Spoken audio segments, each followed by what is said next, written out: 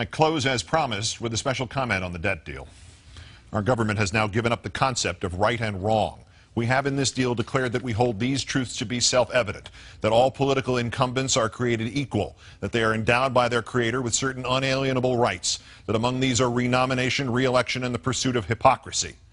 We have in this deal gone from the 4 freedoms to the 4 great hypocrisies. We have superseded Congress to facilitate $750 billion in domestic cuts, including Medicare, in order to end an artificially induced political hostage crisis over debt originating from the bills run up by a Republican president who funneled billions of taxpayer dollars to the military-industrial complex by unfunded, unnecessary, and unproductive wars, enabled in doing so by the very same Republican leaders who now cry for balanced budgets, and we have called it compromise. And those who defend it have called it a credit to a pragmatic president who wins some sort of political points, because having stood for almost nothing here, he gave away almost nothing for which he stood.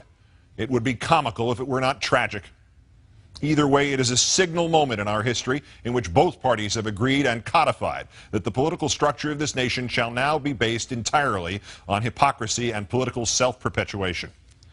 Let us start with the first of the great hypocrisies, the committee. The Republican dogs can run back to their corporate masters and say they have forced $1.5 trillion in cuts and palmed off the responsibility for them on this nonsensical super Congress committee. For 2.5 brutal years, we have listened to these Tea Party mountebanks screech about the Constitution of the United States as if it were the revealed word and not the product of other, albeit far better, politicians. They demand the repeal of amendments they don't like and the strict interpretations of the ones they do, and the specific citation of authorization within the Constitution for every proposed act or expenditure or legislation except this one.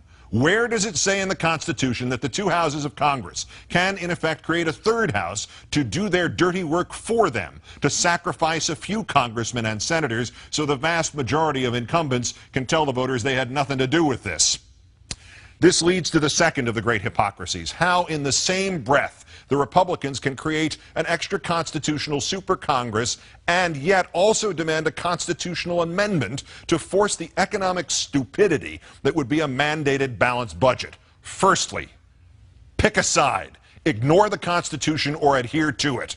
And of what value would this mandated balanced budget be?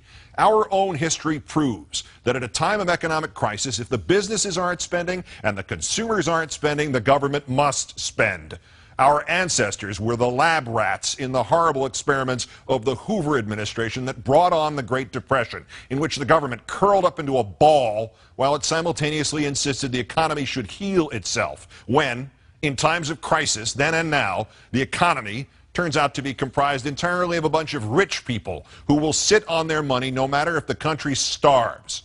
Forgotten in the Republican voodoo dance, dressed in the skins of the mythical balanced budget, triumphant over the severed head of short-term retrenchment that they can hold up to their moronic followers, are the long-term implications of the mandated balanced budget. What happens if there's ever another war, or another terrorist attack, or another natural disaster, or any other emergency that requires a government to spend $1 more than it has?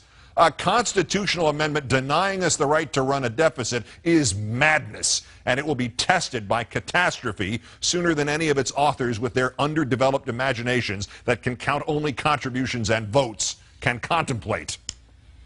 And the third of the great hypocrisies is hidden inside the shell game that is this super Congress. The super Congress is supposed to cut evenly from domestic and defense spending.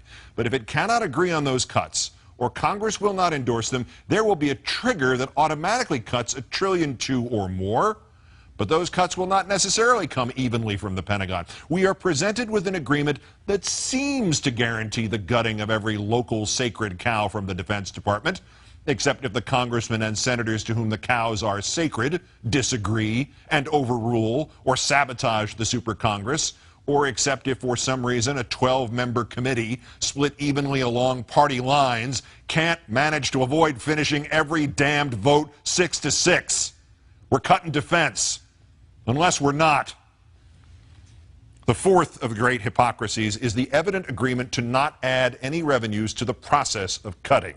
Not only is the impetus to make human budget sacrifices out of the poor and dependent formalized, but the rich and the corporations are thus indemnified again and given more money not merely to spend on themselves and their own luxuries, but more vitally, they are given more money to spend on buying politicians, buying legislatures, buying courts, buying entire states, all of which can be directed like so many weapons in the service of one cause and one cause alone, making by statute and ruling the further protection of the wealthy at the expense of everybody else, untouchable, inviolable, permanent. The White House today boasted of loopholes to be closed and tax breaks to be rescinded later by a committee that is yet to be formed. There are no new taxes except the stealth ones enacted on 99 out of 100 Americans by this evil transaction. Every dollar cut from the safety net is another dollar added to the citizen's cost for education, for security, for health, for life itself. It is another dollar he can't spend on making a better life for himself, or at least his children. It is another dollar he must spend instead on simply keeping himself alive. Where is the outrage over these great hypocrisies? Do you expect it to come from a corrupt and corrupted media for whom access is of greater importance than criticizing the failure of a political party or defending those who don't buy newspapers or can't leap website paywalls or could not afford cable TV? Do you expect it to come from a cynical and manipulative political structure? Do you expect it from those elected officials who no longer know anything of government or governance, but only perceive how to get elected or how to pose in front of a camera and pretend to be leaders? Do you expect it from politicians themselves who will merely calculate whether or not it's right based on whether or not it will get them more contributions? Do you expect it will come from the great middle ground of this country, with a population obsessed with entertainment, video games, social media, sports, and trivia? Where is the outrage to come from? From you. It will do no good to wait for the politicians to suddenly atone for their sins. They're too busy trying to keep their jobs to do their jobs. It will do no good to wait for the media to suddenly remember its origins as the free press, the watchdog of democracy envisioned by Jefferson.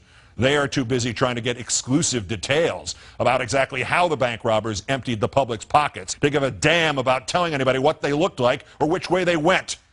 It will do no good to wait for the apolitical public to get a clue. They can't hear the clue through all the chatter and scandal and diversion and delusion and illusion. The betrayal of what this nation is supposed to be about did not begin with this deal, and it surely will not end with this deal. There is a tide pushing back the rights of each of us, and it has been artificially induced by union bashing and the sowing of hatreds and fears, and now this ever more institutionalized economic battering of the average American. It will continue and it will crush us, because those who created it are organized and unified and hell-bent. And the only response is to be organized and unified and hell-bent in return. We must find again the energy and the purpose of the 1960s and early 1970s, and we must protest this deal and all the goddamn deals to come in the streets. We must arise non-violently but insistently. General strikes, boycotts, protests, sit-ins, non-cooperation, takeovers. But modern versions of that resistance, facilitated and amplified by a weapon our predecessors did not have, the glory that is instantaneous communication. It is from an old and almost cliched motion picture that the wisdom comes. First, you've got to get mad. I cannot say to you, meet here or there at this hour or that one, and we'll peacefully break the back of government that now exists merely to get its functionaries reelected. But I can say that the time is coming when the window for us to restore the control of our government to ourselves will close, and we had damn well better act before then. Because this deal is more than a tipping point in which the government goes from defending the safety net to gutting it. This is wrong. And while our government has now declared that it has given up the concept of right and wrong, you and I have not and will not do so.